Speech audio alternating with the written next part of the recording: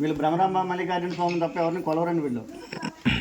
మల్లికార్జున స్వామి స్వరూపాన్ని చూసి చేసుకుంటే మల్లికార్జున స్వామిని పెళ్లి చేసుకోవాలని చెప్పి 12వ శతాబ్దం అంటే సుమారుగా 800 సంవత్సరాల క్రితం ఆ కర్ణాటక నుంచి నల్లమల్ల ఫారెస్ట్లో శ్రీశైలం రావడం జరిగింది. కొన్ని అననీయ కారణాల వల్ల ఆవిడ బట్టలు వదిలేయటమైంది. ఆవిడ తల వెంట్రుకలే వస్త్రాలుగా ఏర్పరచుకుంది. అక్కడ స్వామి దర్శనం చేసుకుని గుహల్లో కొంతకాలం దర్శనం కూర్చుంది. ఈవిడ తపస్సు వల్ల భ్రమరాంబ మల్లికార్జున స్వామి గుహలో ప్రదక్షిణమైన చరిత్ర ఉంది. దానికి నిదర్శనంగానే సహస్రలింగం కలిసిన శివలింగం ఉంది గుహల్లో. శ్రీశైలం స్వామిని జ్యోతిర్లింగం అన్నది స్వయంభులింగం. అక్కడ ఉన్న స్వామికి మనోభిషేకాలు చేస్తున్నాం. ఈ స్వామికి ఎవరో అభిషేకాలు చేయరండి. సహస్రలింగం ఒక డ్రాప్ పడుతూ ఉంటుంది లింగం మీద. ఒక అద్భుతం అనమాట అది. దాన్ని ముట్టుకోకుండా స్వామివారిని 2 చేతుల్లో పట్టి తల 3 సార్లు తాగించరండి. ప్లస్ ఇక్కడ గబ్బిలాలు ఉన్న ప్లేస్లోకి వచ్చినప్పుడు గబ్బిలాల వాసన వస్తుంది.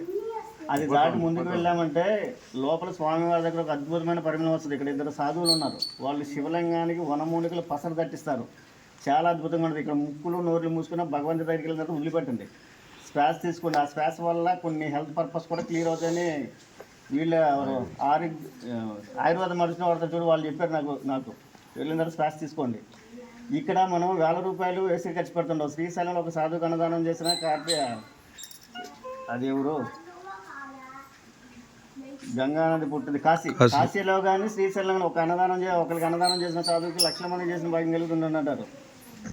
మీరు ఏమైనా దక్షిణ పెడితే స్వామివారికి పెట్టాలనుకుంటే చేతిలో తీసుకుని వెళ్ళండి. ఎందుకంటే లోపలికి వెళ్ళిన తర్వాత తక్కువ ప్లేస్ ఉంటుంది. చాలామంది ఏం చేస్తారు, ఎవడో 100 పెట్టాడు కదా మనం 200 పెట్టాలి 300 పెట్టాలని ఆ సందులో ఇంతే ప్లేస్ ఉంటుంది. ఆ ప్లేస్లో ఉండి చేస్తుంటారు డబ్బులు. చేతులు కొట్టుకుని రక్తాలతో బయటకు వచ్చిన చాలామంది ఉన్నారు. ఇక్కడ ఫస్ట్ టైం 50, 100, 500 స్తోమత కొద్ది భగవంతుడికి తాగించి పెట్టి వస్తారు. శ్రీశైలంలో 1000 మందికి 1000 మంది చేస్తారు. ఈ అవకాశం మీకు కలుగుతుంటుంది.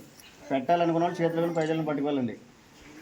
ప్లస్ ఇక్కడ చెప్పుకోదగ్గది ఏంటంటే భగవంతుడు మనం ఏ టెంపుల్కి వెళ్ళినా మనం ఏర్పాటు చేసుకున్న గుహల ముందు దారి కానీ గుమ్మాలు కానీ గడపలు కానీ ఇక్కడ చూడండి ఈ కేవ్స్ ముందు ఎంత నేషనల్ ఆర్ట్ ఏర్పడింది. ఏకశిలాతోరణం ఉండేది.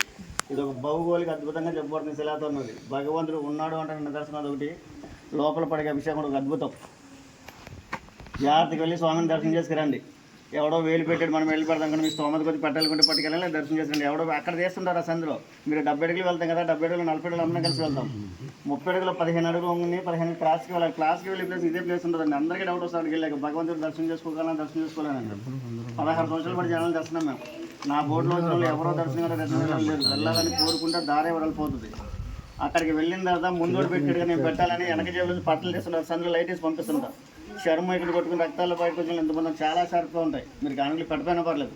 పెడితే చేతిలో పట్టుకుని వెళ్ళండి. భగవంతుడు తాగించి పెట్టండి. మా వాడు వస్తే లోపలికి వెళ్దాం.